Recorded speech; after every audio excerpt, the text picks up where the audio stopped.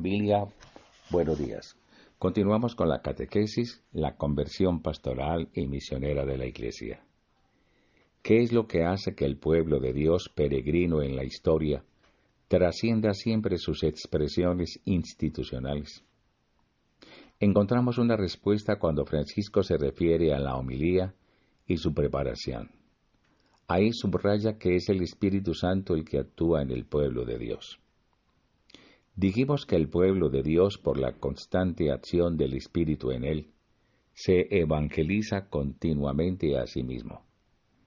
El espíritu de amor que reina en una familia guía tanto a la madre como al hijo en sus diálogos, donde se enseña y aprende, se corrige y se valora lo bueno.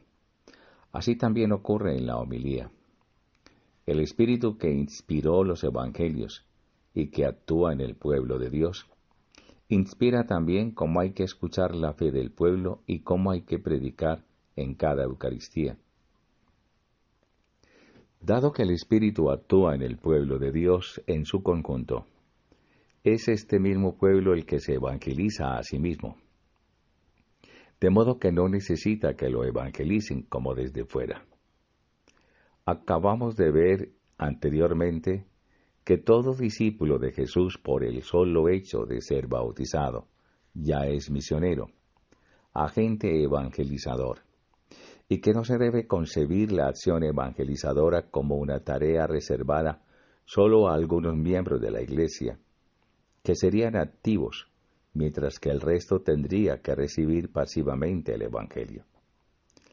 Esta idea, que es central en el pensamiento de Francisco, reaparece aquí a propósito de la predicación del sacerdote en la homilía. Para describir la relación del predicador con sus oyentes, el Papa emplea la imagen de la relación de la madre con el hijo.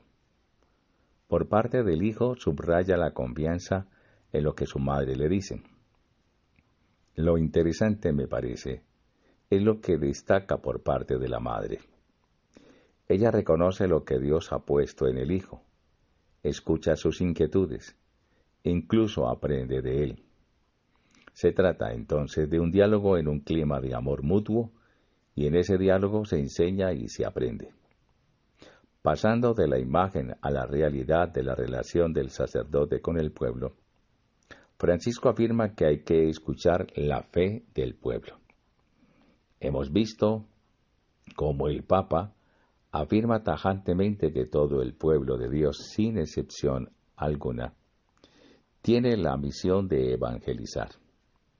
Ahora bien, dentro del pueblo de Dios hay diversas funciones desempeñadas por grupos diversos y desde comunidades de diversa forma.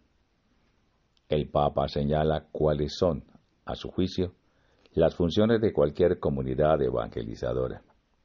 Se trata de esas 5 funciones que primero menciona y luego describe con algún detalle.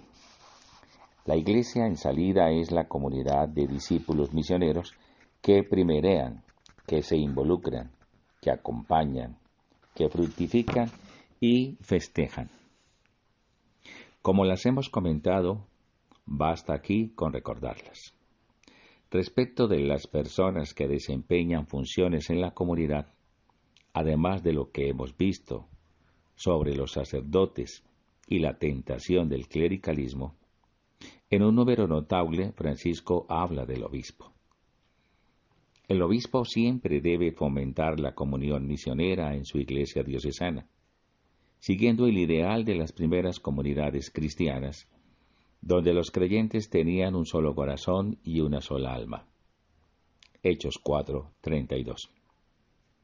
Para eso a veces estará delante para indicar el camino y cuidar la esperanza del pueblo. Otras veces estará simplemente en medio de todos, con su cercanía sencilla y misericordiosa. Y en ocasiones deberá caminar detrás del pueblo para ayudar a los rezagados y sobre todo porque el rebaño mismo tiene olfato para encontrar nuevos caminos.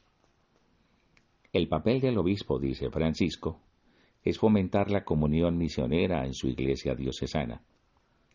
El Papa aplica a la tarea del obispo lo que ha dicho de cada discípulo. Es discípulo misionero. Toda la iglesia es misionera. Cada iglesia diocesana también lo es.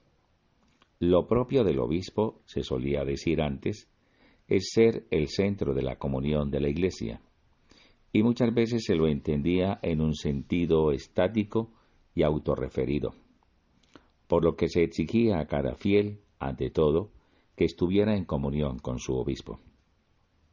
Aquí, en cambio, Francisco habla de una comunión misionera de la iglesia diocesana, por lo tanto no estática, sino orientada al dinamismo de la tarea misionera. Y como la tarea del obispo es fomentar la comunión misionera, él deja de ser el centro, que pasa a ser ocupado por Jesús, cuyo evangelio se trata de comunicar. Amén.